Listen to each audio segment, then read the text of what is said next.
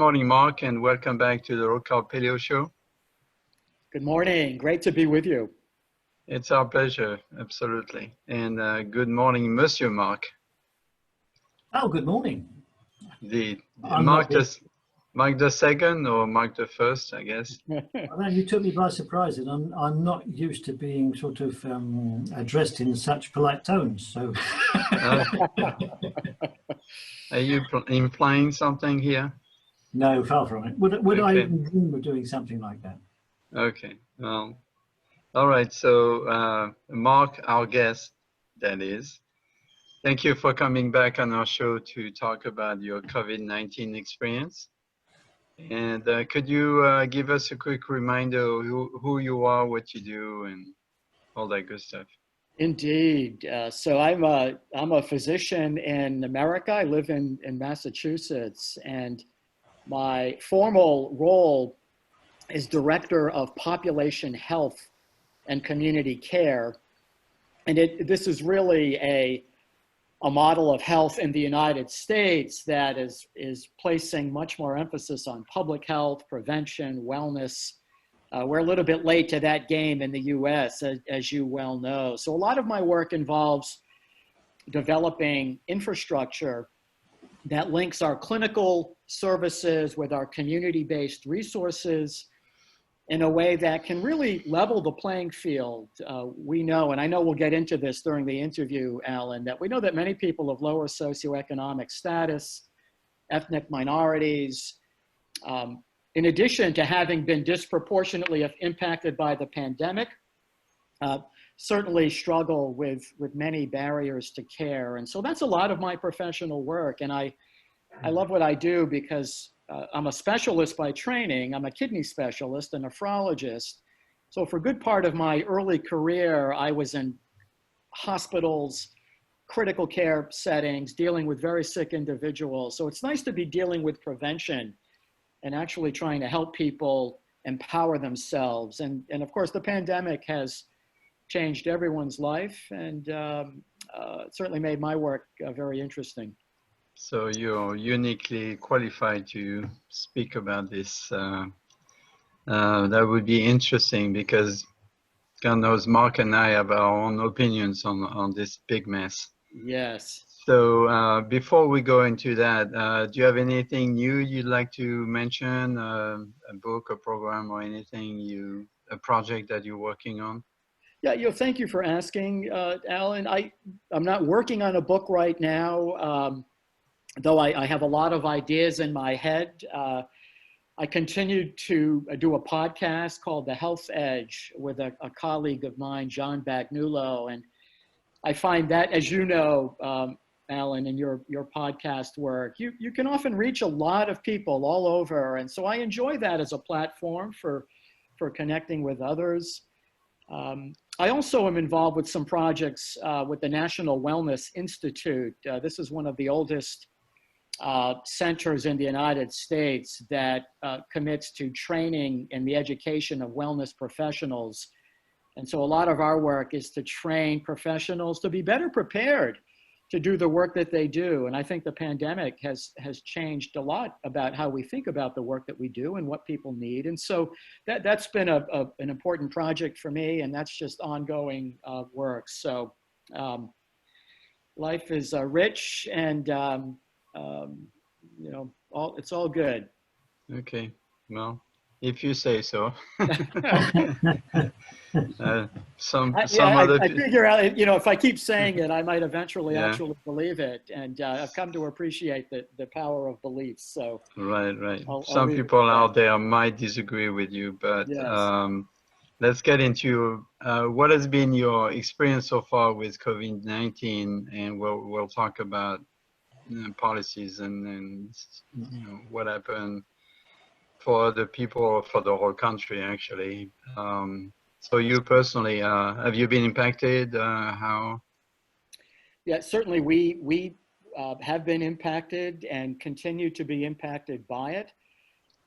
Where I live and work in Western Massachusetts, we were one of the earlier communities in New England to begin to see reports of COVID which brings us back to mid-late March.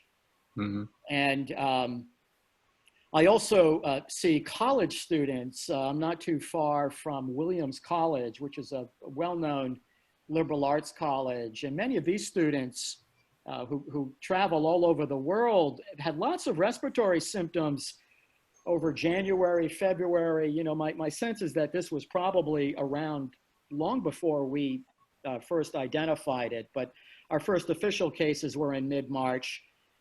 And we live in a market where we work very closely with a lot of our boards of health and public health professionals. So it, fortunately, compared to some larger cities like New York City, which is just 2 hours south, about 120 miles, 60 kilometers or so south of where I live, a very different ecosystem. So we were able to limit the magnitude and the severity, you know, as some refer to flattening of the curve.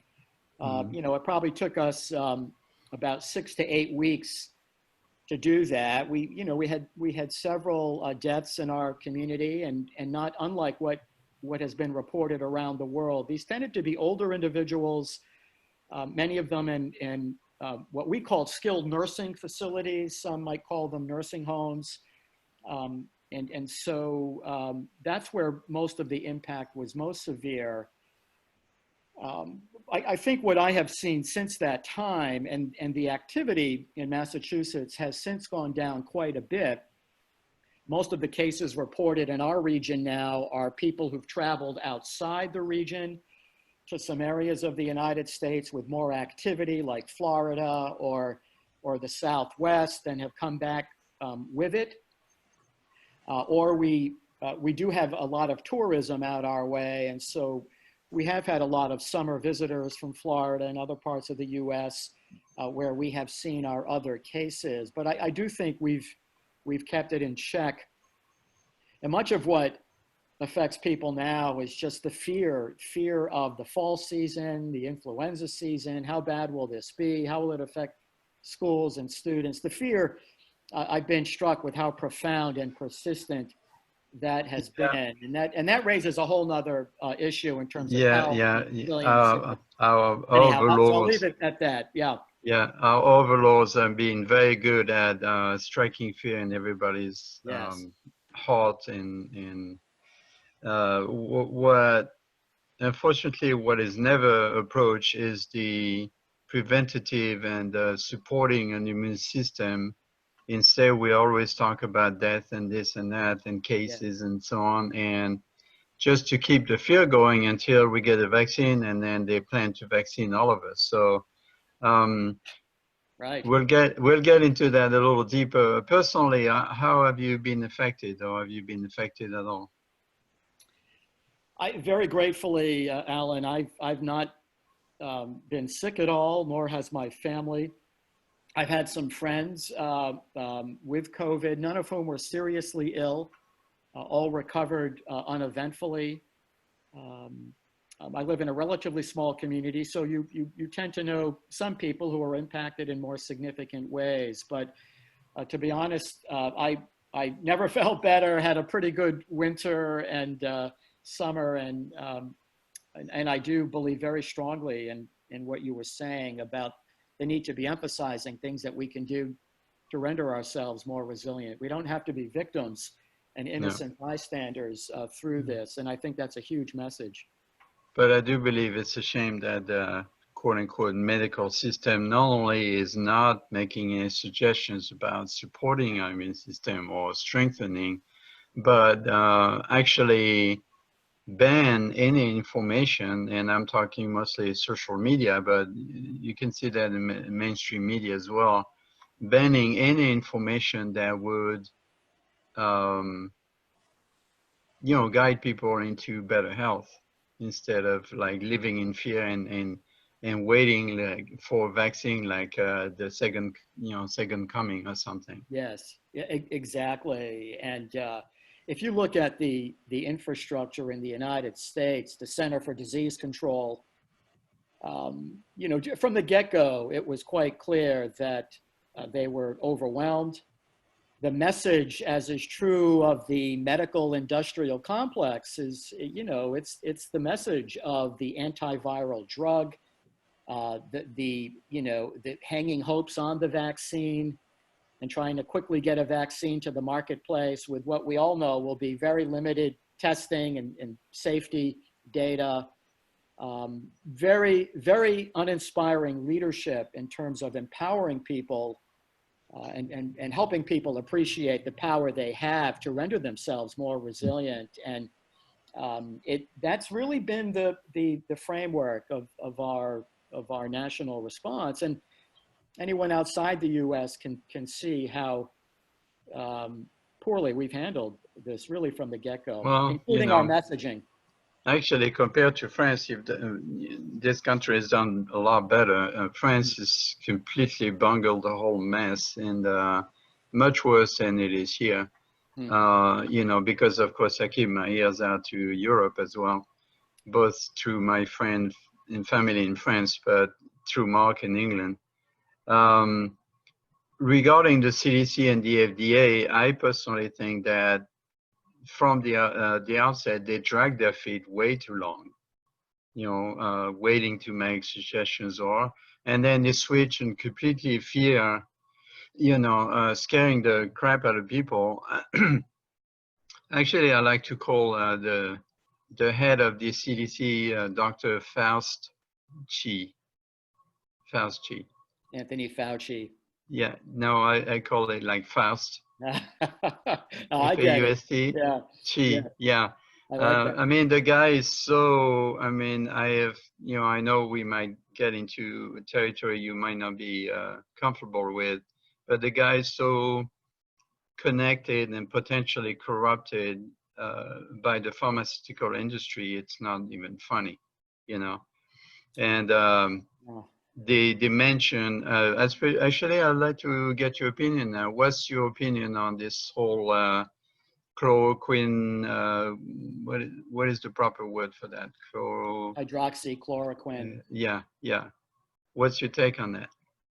Well, yeah, I mean, there's been so much controversial and contentious information from very early on here, Alan, and I do think the data that we had was so limited and to some extent biased.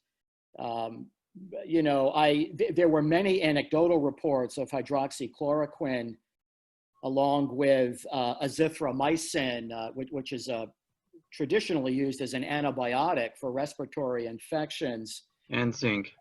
Having some efficacy, and these were some of the earlier reports out of China.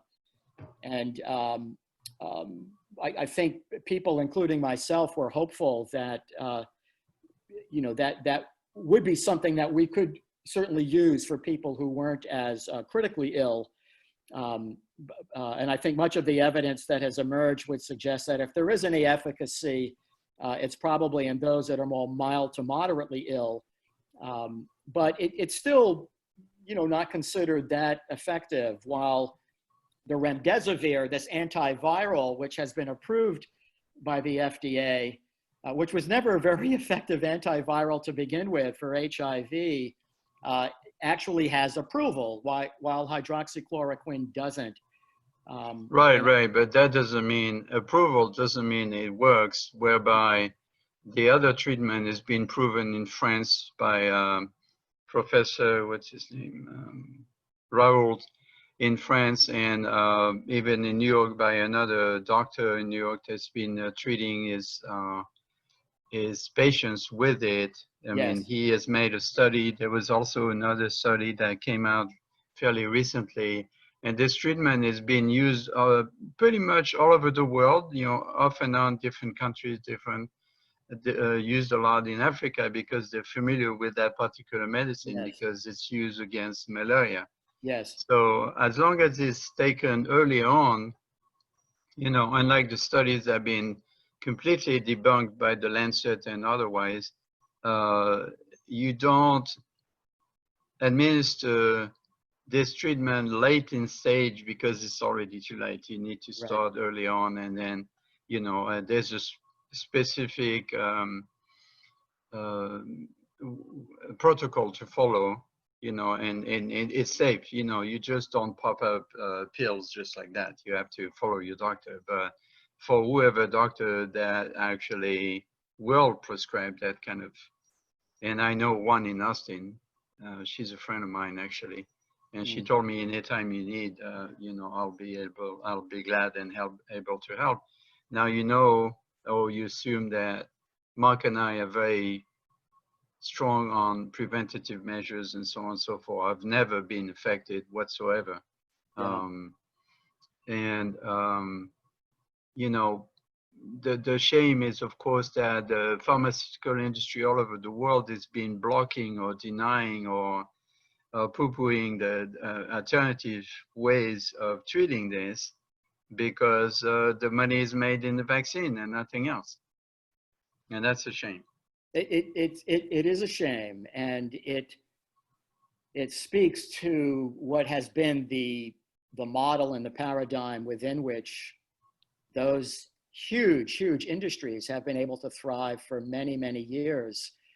And you know, when I look at Dr. Fauci, I mean, I graduated from medical school 40 years ago, and Dr. Fauci was just starting at the National Institute of Health at that time. He's been there a long time. Yeah. And this is very much of an old school approach. And to the point that you make, I do believe there are conflicts of interest with industry. You have people, not just Dr. Fauci, but others that are basically paid by taxpayer money that are receiving patents for the work that they do. Yes. And the model is very much one that is going to drive the rapid development of vaccination and, again, pharmaceutical approaches. And so this is just, I think, an example. And the pharmaceutical industry hasn't had a blockbuster in quite a few years. Right. But you know, but because when all that they're looking for is, you know, it's the wrong model to be trying to cure disease. And so to now be scrambling for a market that can assure 7 billion people are going to be vaccinated is resurrecting. Well, count me out. Count me out. I'm not getting vaccine. Yeah. The other thing too is that the CDC just announced to all states in America that they should prepare for a vaccine by November 1st, which is ridiculous. I mean, it took years to develop an HIV vaccine. It took years to develop any vaccines in the past. Yes. Now they're pushing for this and trying to ram it down our throat. That doesn't make any sense. And they haven't even gone through phase 3 testing.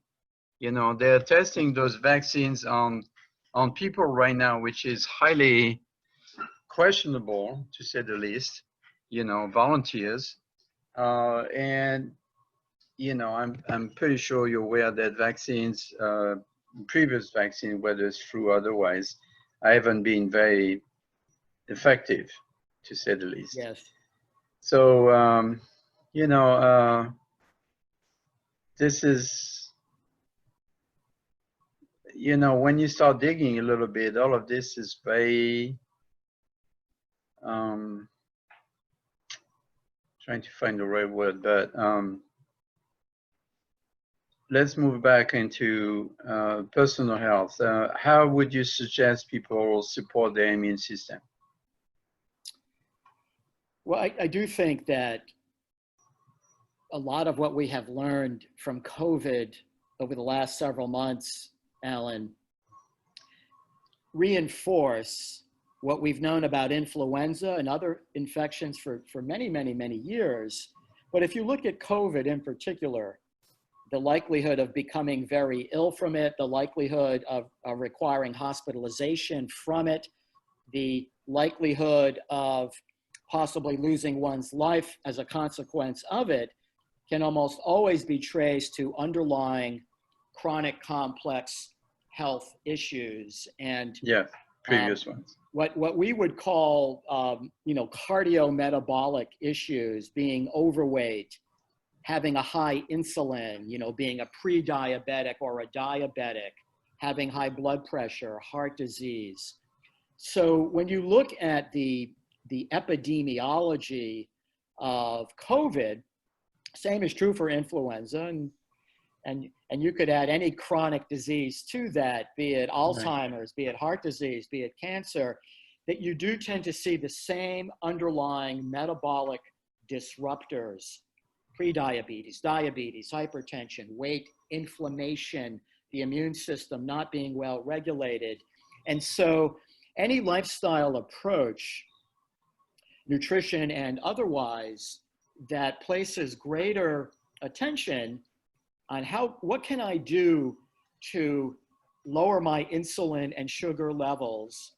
What can I do to lower my inflammation, to bring my immune system into a place where it's not quite as hypervigilant?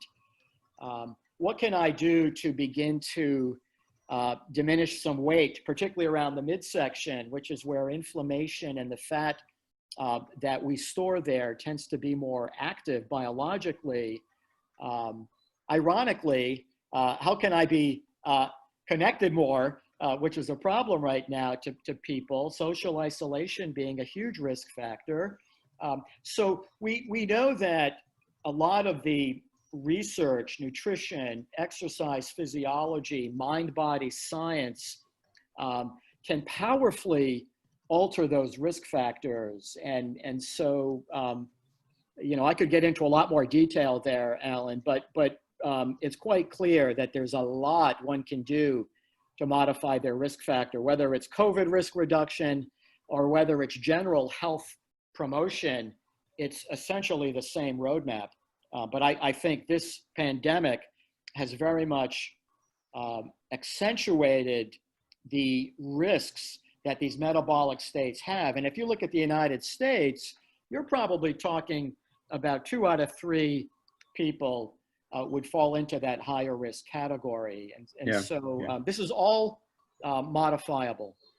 Yeah, it was discovered recently, actually, on the CDC website that the actual death percentage from COVID only is only 6% versus 94% of other disease. And then COVID comes on top of it and of course makes it worse. Yeah. So there's a lot of hoopla around that you know, they've been misleading us and, you know, playing with the numbers. And one thing that puzzles me, and that's, it's a gentle way to say it, is how did the experts manage to shut down the whole economy based on the virus that, although unknown, is really a cousin of the original SARS. Yes, MERS. Right. SARS. And you know, we've gone through multiple epidemics, and then we never shut down the economy, and now we're facing major unemployment, major hardship for people, and you know, of course, mostly on the lower end of the social scale.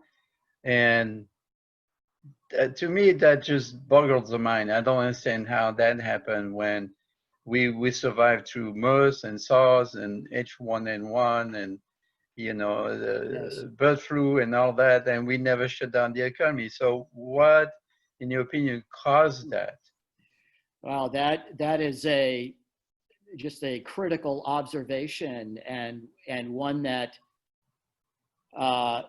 is not explained historically. This was truly an unprecedented global sweeping shutdown that, you know, when I look at COVID in our community, and not unlike most communities, Alan, we knew that if we targeted in a more specific way those at greatest risk, the elders, the sick, those in congregate living, that was really where we needed to be placing most of our resources during those times of accelerated activity, which would not have required shutting everything down. You know, people otherwise young and healthy and able to work should have been working.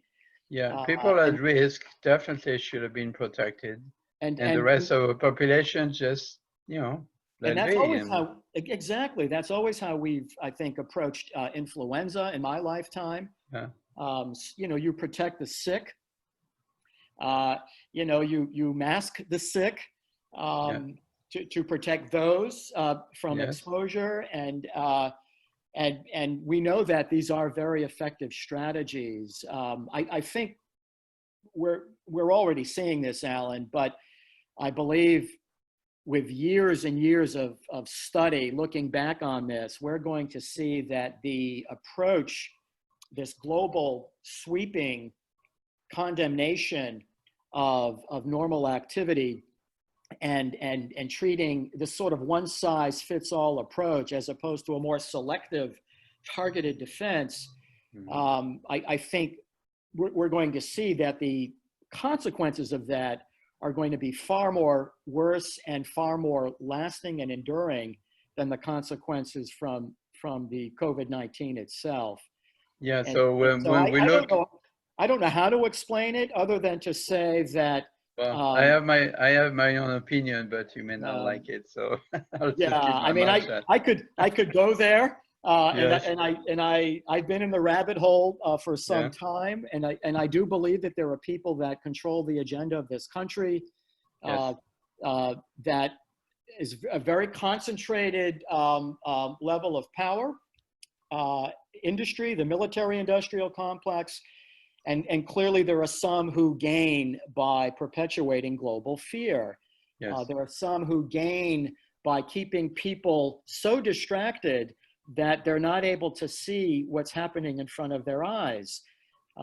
People that are willing to give up their rights, people that are willing to roll up their sleeve and get a shot with this blind trust and blind faith. And so I've no doubt that there are higher powerful mechanisms at play, and I do think our military industrial health complex is very much a part of that, and there are amazing, compassionate people that are part of those systems that, you know, that just have to ride the wave, whether they believe or not.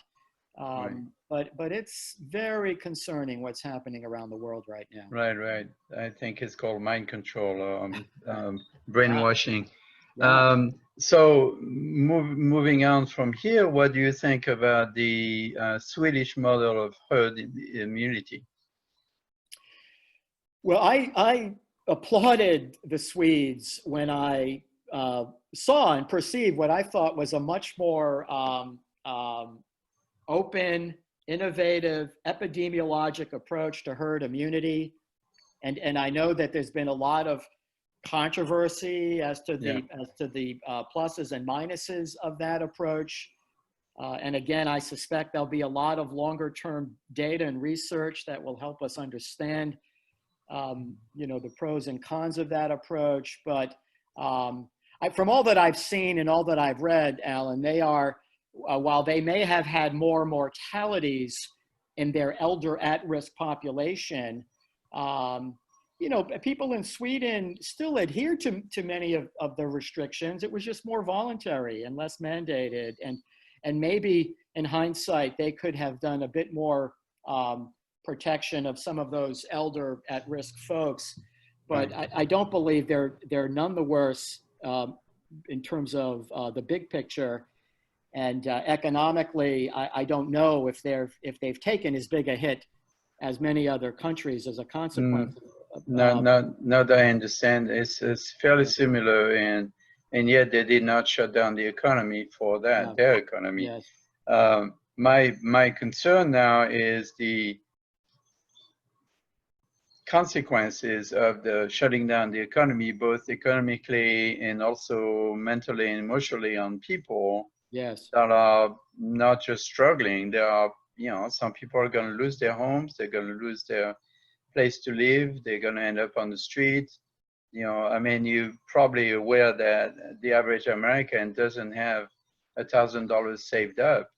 So when you can't pay your rent and you can't pay your mortgage, and you're in debt over your head, and you lose your jobs, I don't know, we're up to how many millions of people unemployed now.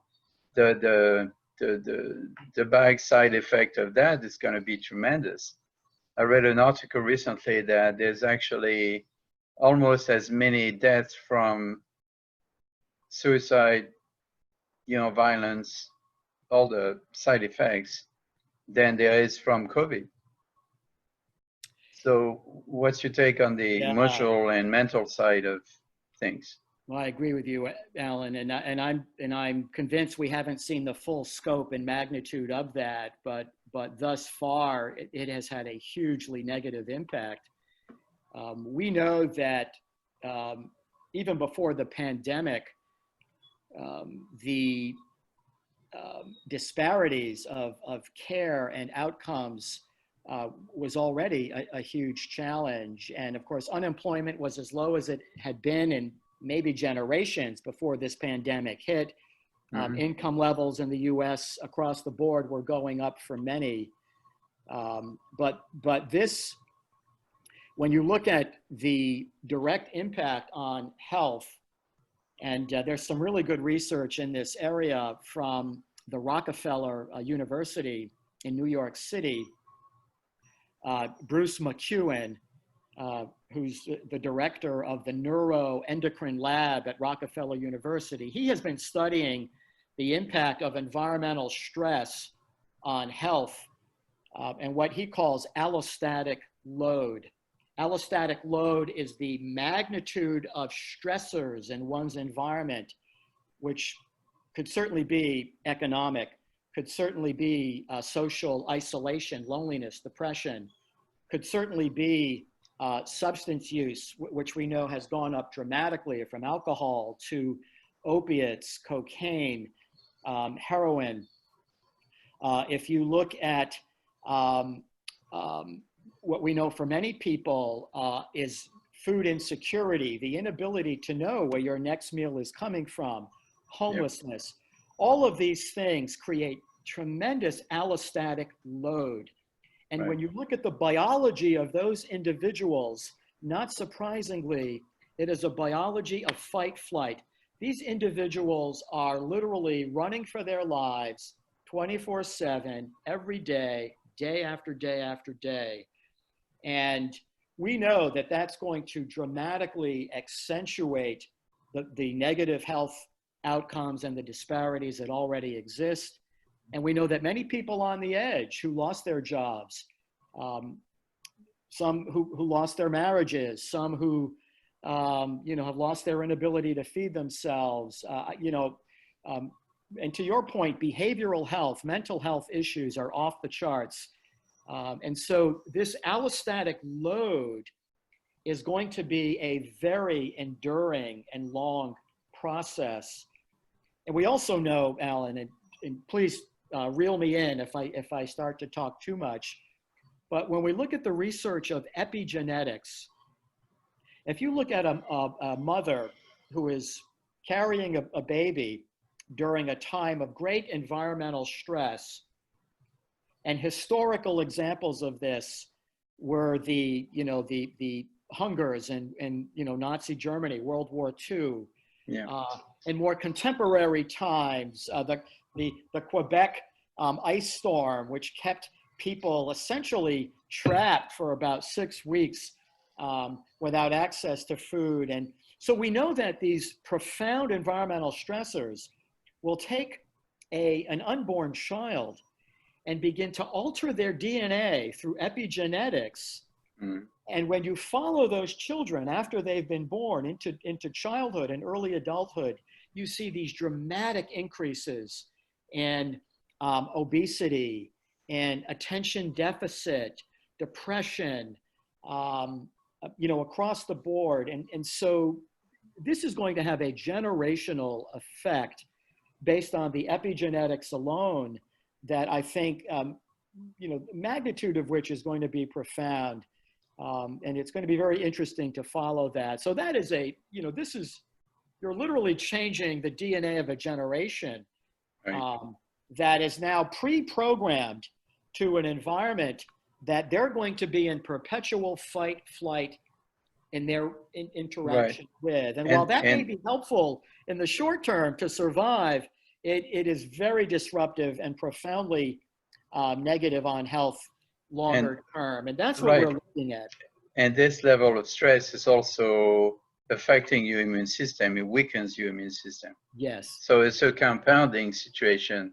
Absolutely. And keeping in mind that typically the kind of people will be affected will be already in bad health to start with, because they stuff themselves with bad quality food because that's what is cheapest.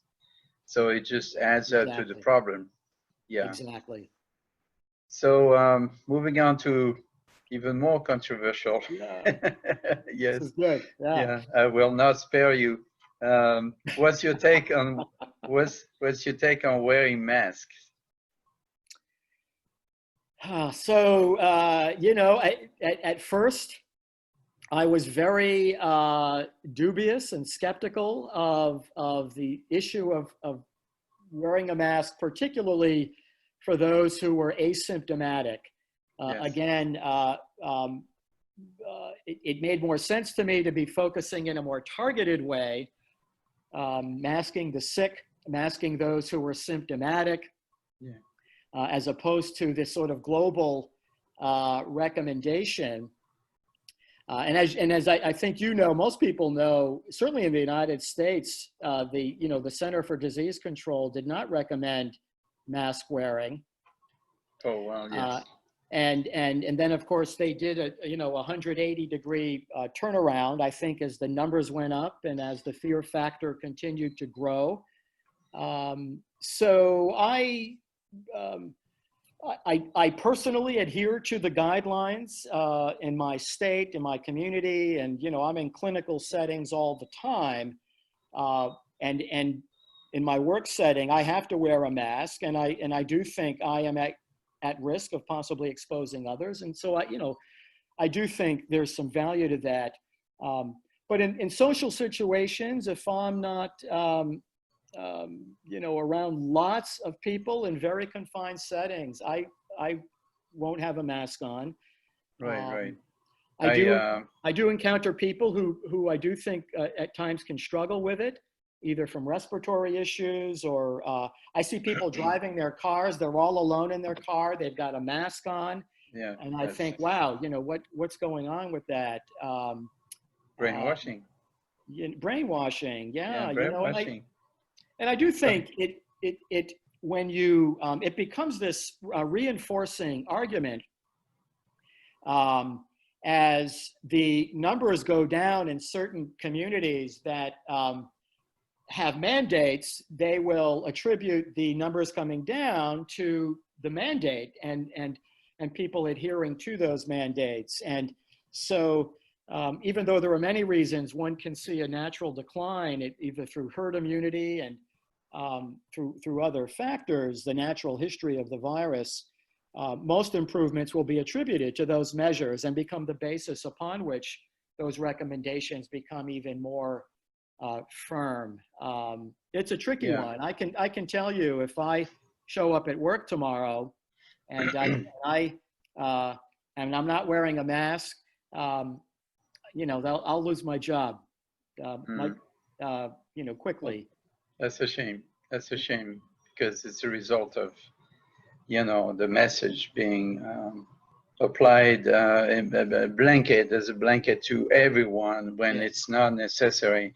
So my position on that is, if I go into a store, I put the mask on out of respect. Once I'm outside, I do not wear the mask. I do not wear the mask while I'm walking or running or driving. I see bicycling people with the mask on. I say, how can you breathe with that thing on? I mean, you're already doing heavy exercise and you're limiting your oxygen intake, and not to mention some other issues that could happen from continually breathing your own, recycling your own breath. You're right. Which is exactly, not, Alan. right. And I'm sure you're aware of the research of people like Yes. Tom Cowan and others looking at this phenomenon of exosomes, which are something our bodies produce in response to environmental threats, and it can look just like a virus. And there have been a lot of sweeping global recommendations that I think all of which could be looked at with suspicion, particularly with what we know about the, I believe, the power and appropriateness of targeting, as we've always done, those at greatest risk, targeting situations where you know the concentration of people within a particular space, will be above a certain threshold. To me, that is intuitive and it makes good sense. But outside of that, my daughter's a school teacher here in the U.S. She teaches 3rd grade. And, most of these children rely heavily on facial expression. Yes. As they learn their language and as they're developing socially, and all of those the power, we are so genetically wired to be connected to facial expression that for the last several months, most of us have been faceless in our interactions with others. And that's just a whole nother dimension of this that I think we probably have very limited understanding of. I think that's probably the saddest part of it, is that we are teaching our children to be afraid constantly and to obey without question. Yes. I mean, currently from what I'm reading, and granted, I don't pay attention to the mainstream media, I tend to find my information outside that. Yes. Going to college or going to school nowadays is like going to prison. They're forcing these kids to stay in their room. I mean, they pay all this money to go to college, right? And Yes. then they stick them in their dorm room, 1 person per room allowed, or they are forced to live outside the campus, and they spend their whole day in front of a screen. Yes. And they're not even allowed to get the meals from the cafeteria. They have to, it's been delivered to them. And I read a couple of articles regarding a lot of complaints from both parents and students that say it's like a camp here. It's like a concentration camp. They are not allowed to do anything. There's no socializing allowed. On the other hand, some governments, cities and states allow thousands of people to demonstrate in the street without mask, with or without mask. So, I mean, the contradiction here, another aspect which I found very troubling, is that they allow hundreds of people to go into Walmart and shopping and all that, and yet they won't allow people to go to their church, which is, for a lot of people, religion is a very strong support, emotional support. And so it all feels very planned, very organized, all of this, to weaken the human spirit. Yes, it is not hard to make that case, Alan. And in my community, like many, it was much easier to get a bottle of vodka than it was to sit and worship in a sanctuary where you felt safe and supported. And to some extent that, that continues to be the case. And I do think while there are some mandates that leave all people needing to be mindful of what they're doing and where and when they're doing it, that it's never been more important for people to take matters into their own hands. And I know that's what your mission is all about. Really learn as much as you can. And the more you can learn outside of mainstream media, the better off you are. I mean, that's just a health promoting tact anyway, is just ignore the media. But I do think that I do see many people who I think have been awakened by this and are questioning a lot of what's going on. I see demonstrations in Denmark and Germany and other parts of the world, and certainly in Quebec, in Spain. There's a backlash. There's a backlash. There's a big one planned for September 12 in France. There's one here planned for September the 15th. basically demonstrating against the mask, against the control by the government. Yes. We for example, here in Austin, we are technically, if we go by numbers, we are in a green zone, so the least dangerous, and yet the city council and the mayor insist that we stay at level 5, the highest dangerous level. Yes. This is nothing but control of the masses. Yes. And that's I'm in a green unacceptable. zone. Absolutely. Al, I'm in a green zone as well here in Massachusetts.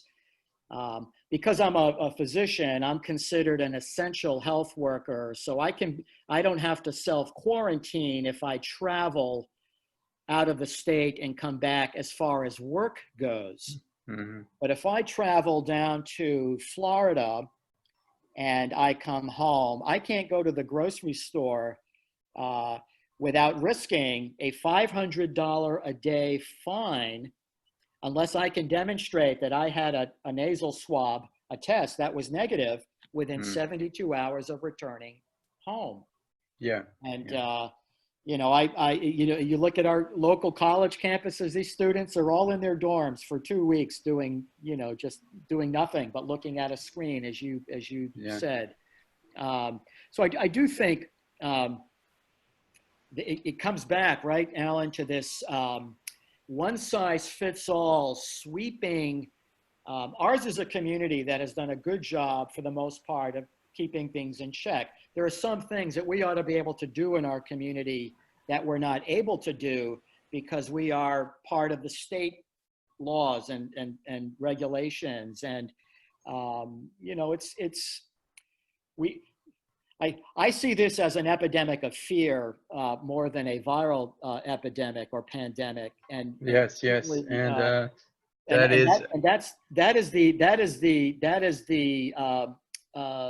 pandemic that's going to take a long time to improve.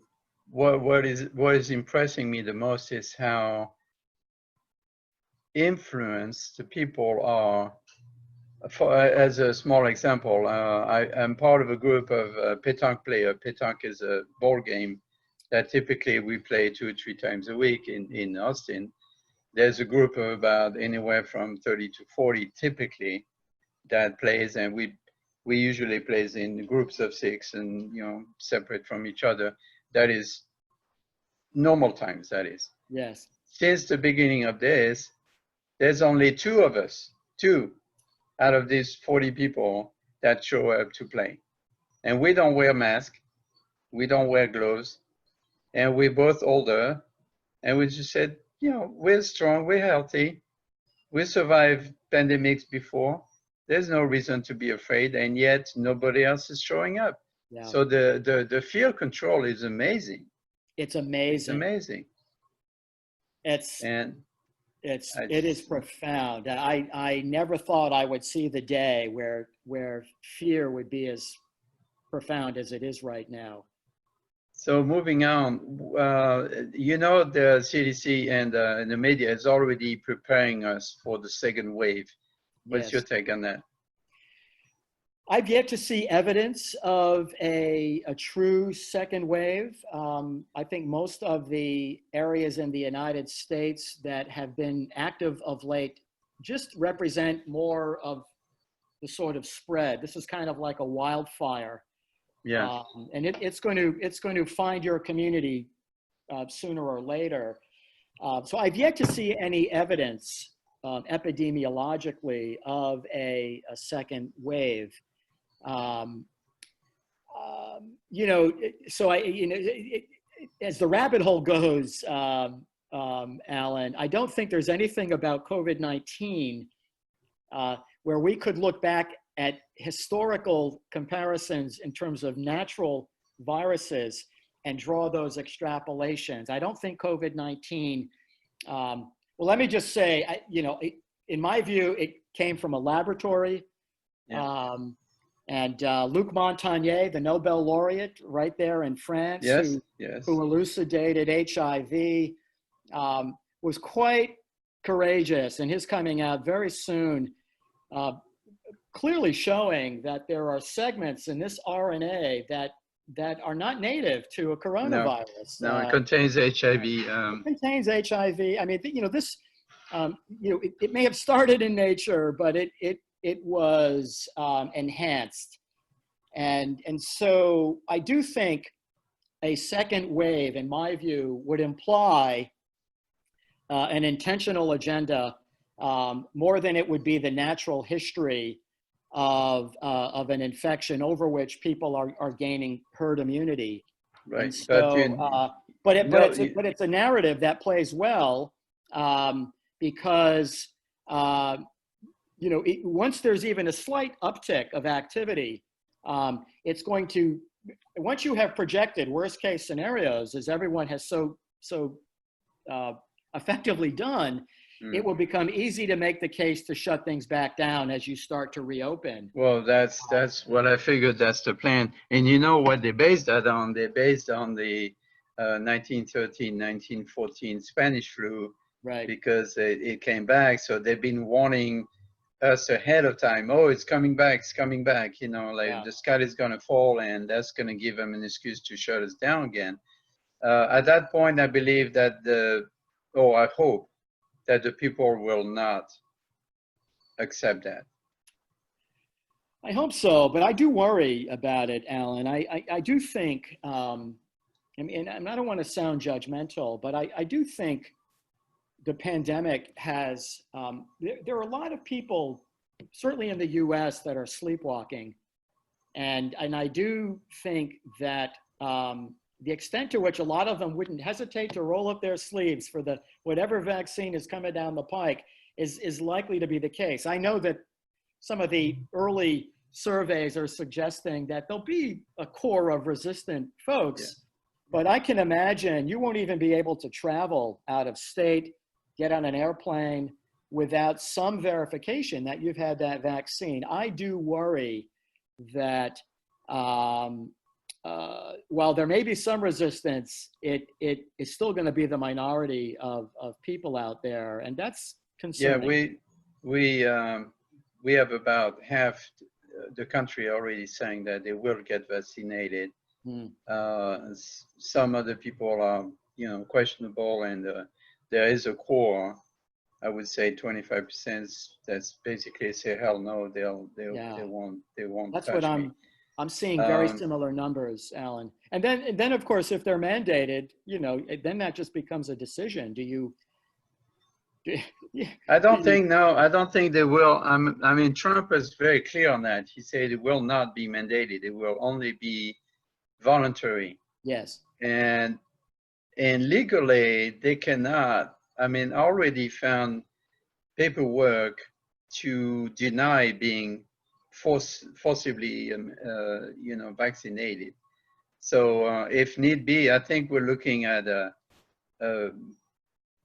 series of class action suits against whatever, the local government, whatever. I mean, we're already here on the small level.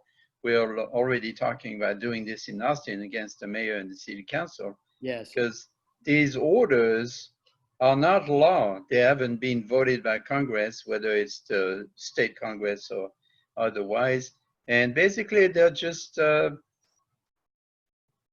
tyrannical orders based on fake science. Yes. Or fear. And I will not fall for that. Yes. Well, and I think you're right. And that is already happening here as well. In Massachusetts, our governor just mandated influenza vaccine for all children attending public schools. Completely unprecedented. Not acceptable. Not acceptable. And that's not acceptable. I totally agree with that. And I do think there's already activity to begin to, pursue legal channels. And I'm sure it's going to come to that. But that is what I'm predicting. We're going to begin to see, in the United States, each state does have that sort of autonomy. And I could imagine some states, particularly states that are more liberal, like California, like Massachusetts, where those are the sorts of things that they're going to try to, make happen. So it's going to be an interesting. I'm seeing more and more time. homeschooling in the future, Yes. more and more. Very much As, so. if nothing else, as a protest, to against forcible. They tried with the measles recently in California to force everyone to be vaccinated, and even people in California revolted against that. Yes. And typically they tend to, being a liberal state, they tend to agree with the government, but not this time.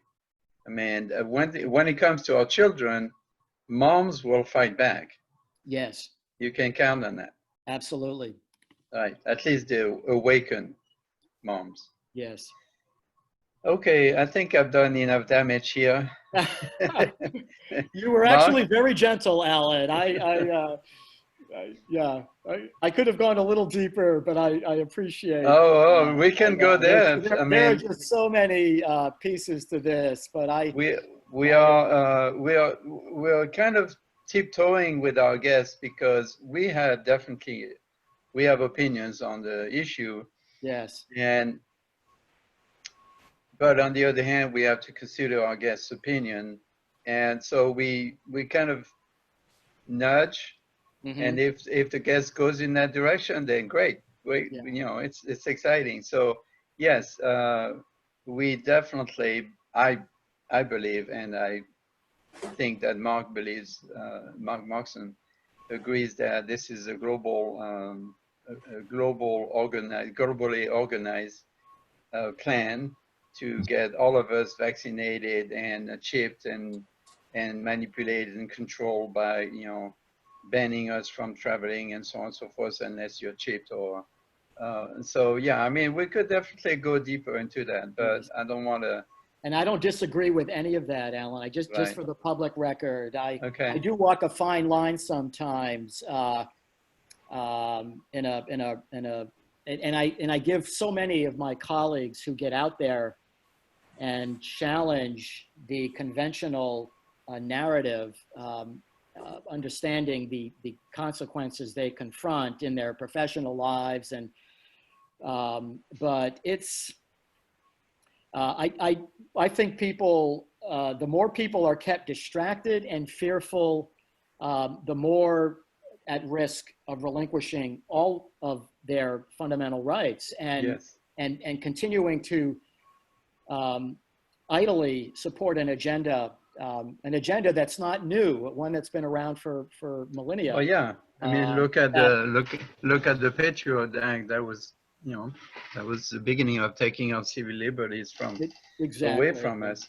The reason I was, to be honest with you, to be careful with you, because I know you're part of the Western medicine type of establishment, and I wasn't sure what your position was on that, and I didn't want to push you to say something that you could influence your working environment, that is, out of respect for what you do. So thank you for. Alan. Yeah, I appreciate it. But the whole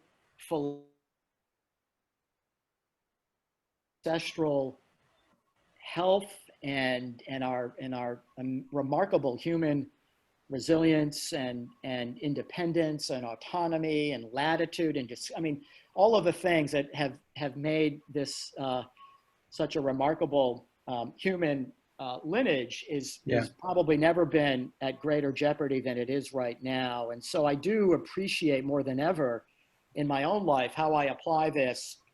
Sometimes I'm a little more careful and selective with what I say, depending on the context, but I have never felt more passionate about paleo principles, empowerment, really waking the eyes of individuals and shaking people up.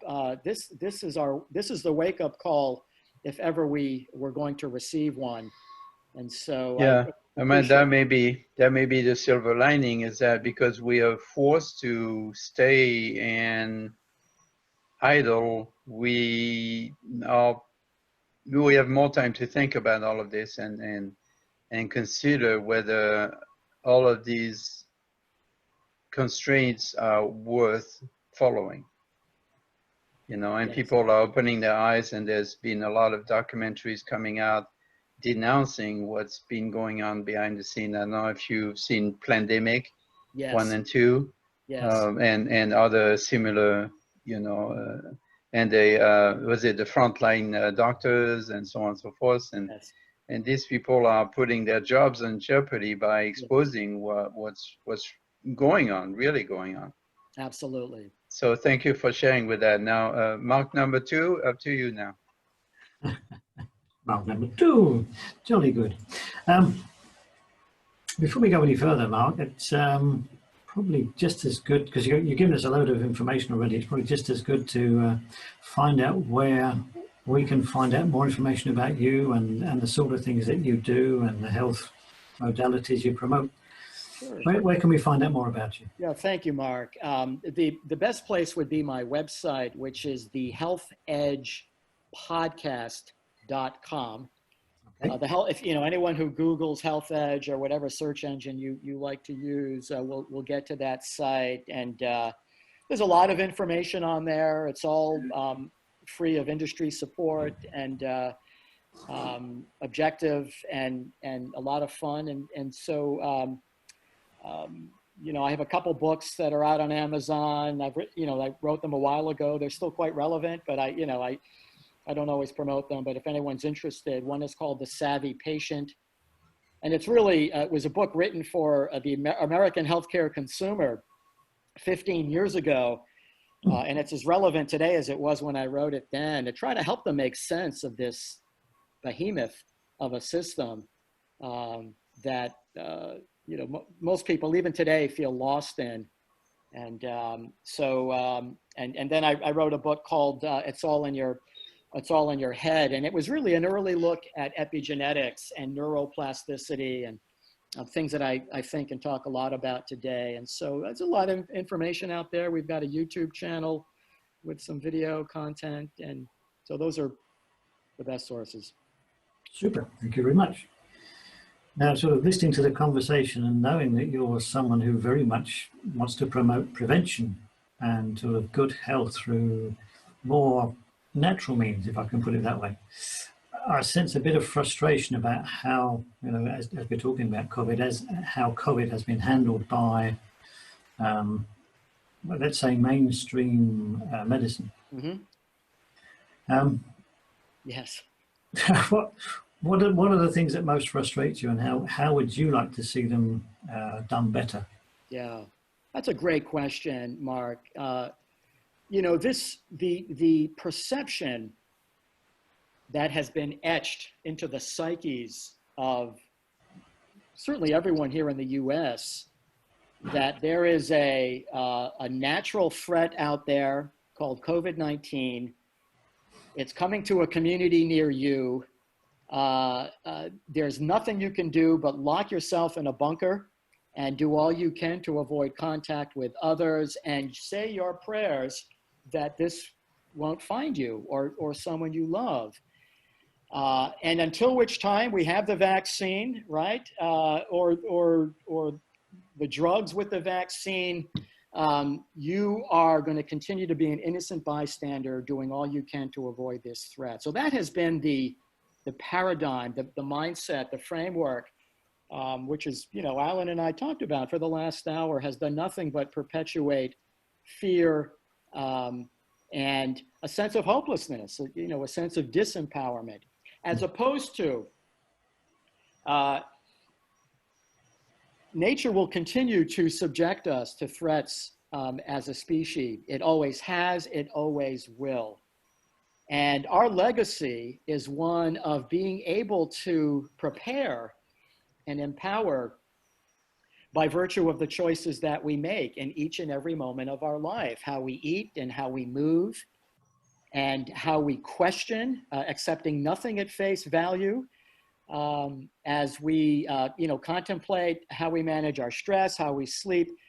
Every choice that we make, particularly if it's a choice that's compatible with the lineage, this environmental and evolutionary biologic legacy, is really where we can begin to empower ourselves And we can reduce our risk of a serious COVID infection by 80, 90, 95% through simple, proven lifestyle interventions. And so that, in my view, is the single greatest disconnect, is we have failed to frame this as a truly something to be concerned about. I'm not mitigating that. But for the overwhelming majority of people on this planet, this is not a serious life-threatening threat. For those for which it is, there are important steps that can be taken. For those at risk, there are many things one can do each and every day to dramatically reduce that risk. And oh, by the way, reduce your risk of all chronic complex diseases like diabetes and obesity and hypertension and heart disease and Alzheimer's. And so it's a roadmap that many humans have followed in the past. And I do think we're a species with amnesia. We tend to forget where we've come from.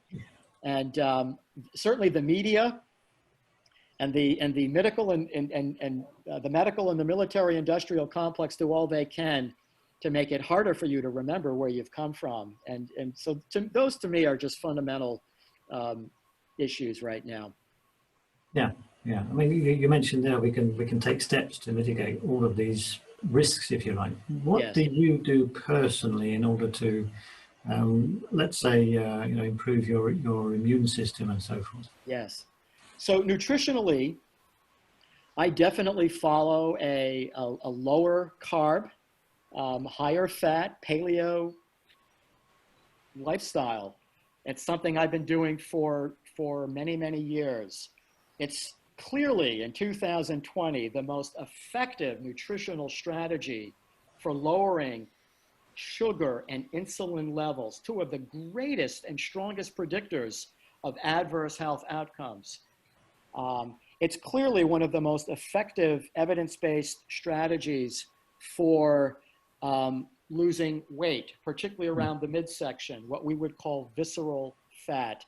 And it's clearly one of the most effective strategies for lowering inflammation or this hypervigilance in our immune responses. And so nutritionally, I try to be very careful with flour, sugar, any grain. I consume very few grains. It's traditional paleo. I will have some dairy, but I do tend to get that from Jersey cows. It's an A2 dairy source, an A2 being a type of casein that's a bit more compatible with human health. I don't drink a lot of dairy, but when I do, it's pasture-raised cows, Jersey cows. It's a different milk, and I drink raw milk. So, sometimes I will drink raw milk, which is probably the best form of dairy for one that drinks dairy, but I limit it.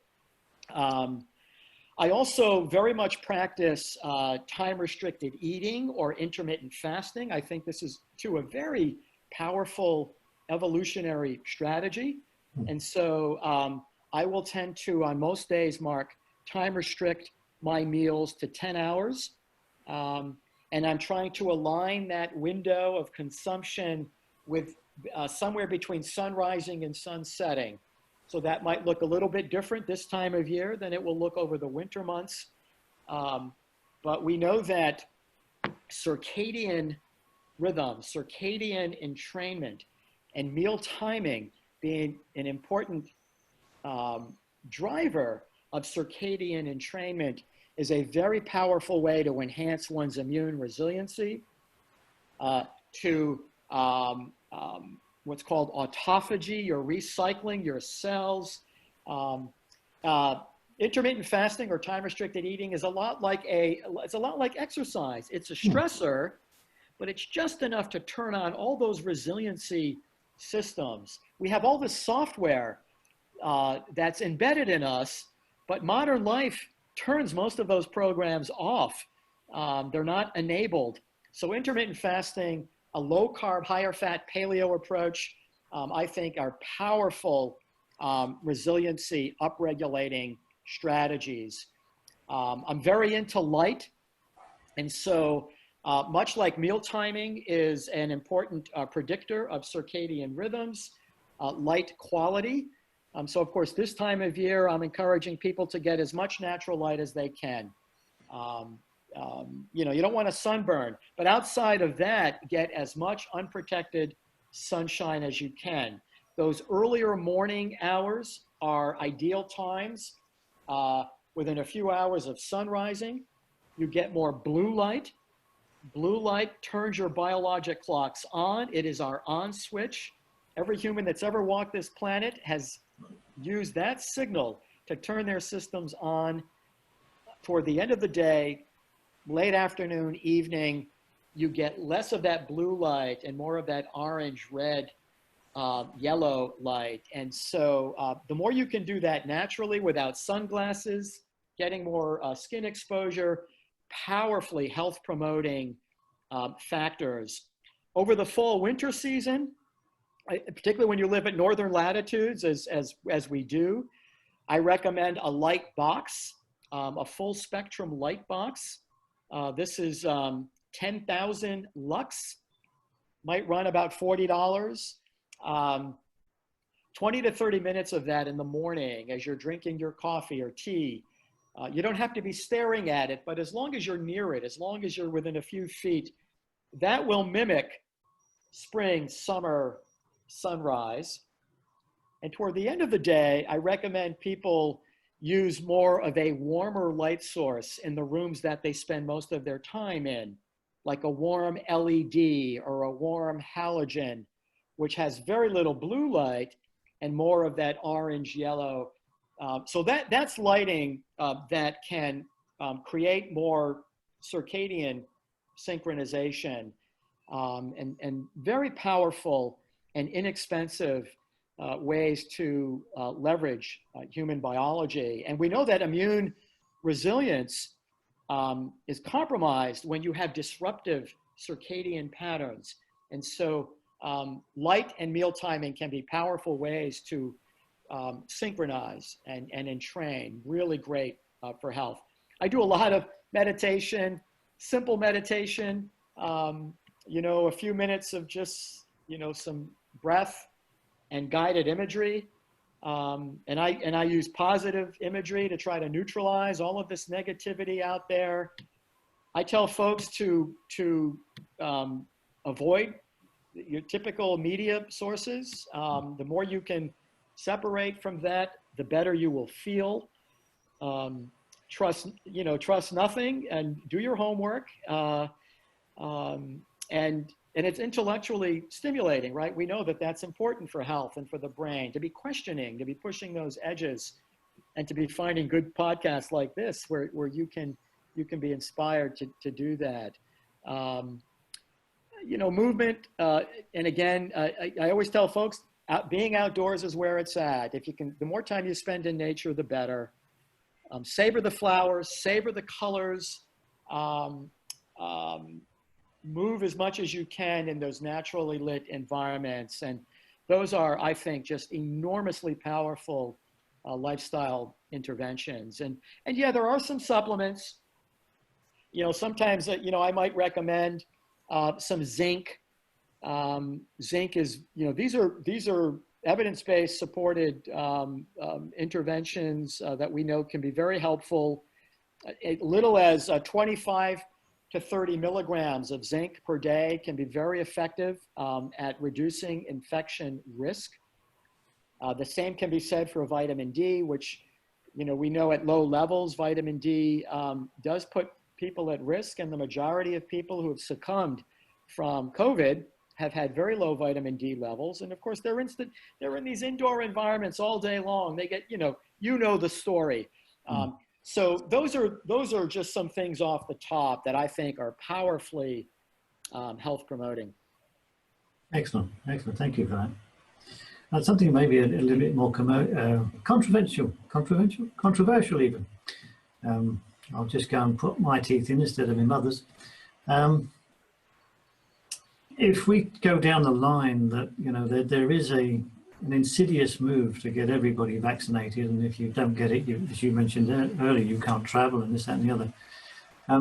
Have you noticed that the electronic tracking that we're subject to now is going up through, you know, apps on our phone and that type of thing. What do you see the purpose of that might be? Yeah, you know, it's frightening, Mark, and it falls into this category of this insidious relinquishing of one's sort of rights. And I look at a country like China, where they know where everyone is at on the grid at any point in time.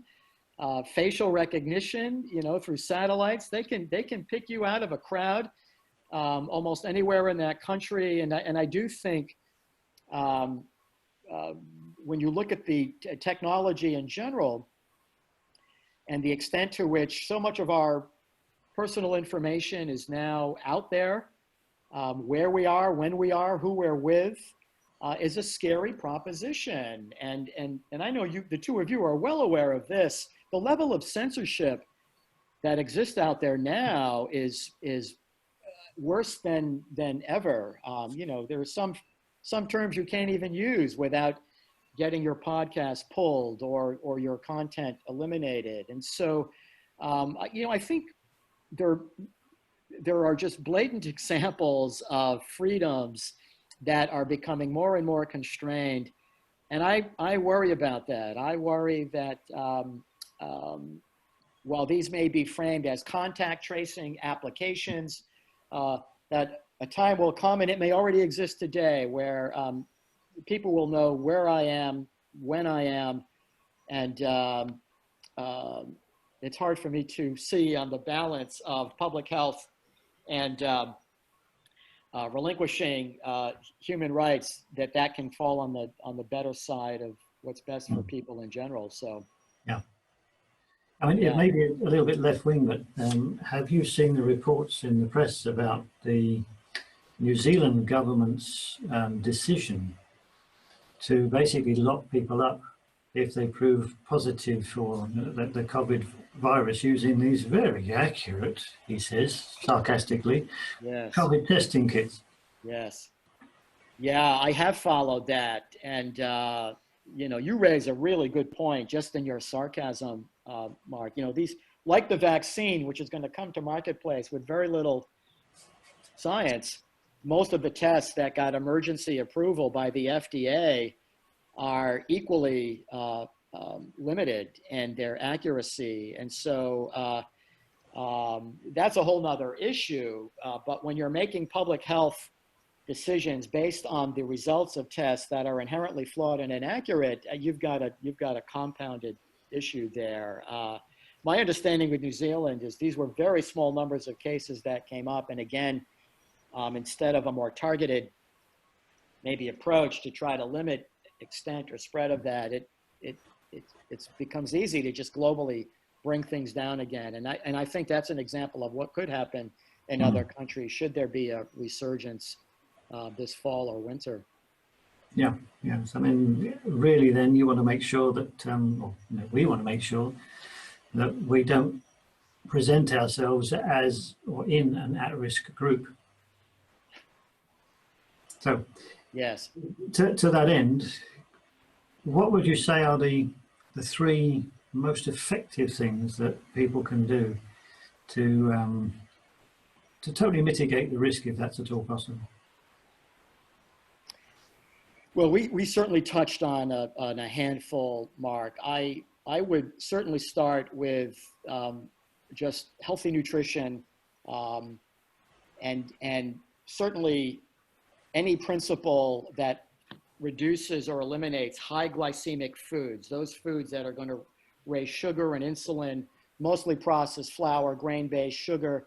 That to me would be a sweet spot on the bullseye to be focusing on in terms of resiliency. Then I would say more natural light, more time outdoors, just movement outdoors in general.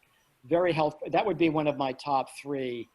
And then the third would probably fall on the side of sort of positive psychology, the stress management, this conscious awareness that this is a war of psychology, This is a war of consciousness, a crisis of consciousness.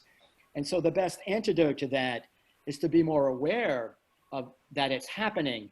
And I think in doing so, one can begin to adopt practices to render themselves a bit more resilient to that disruptive interference. And so I guess those would be very high on my list.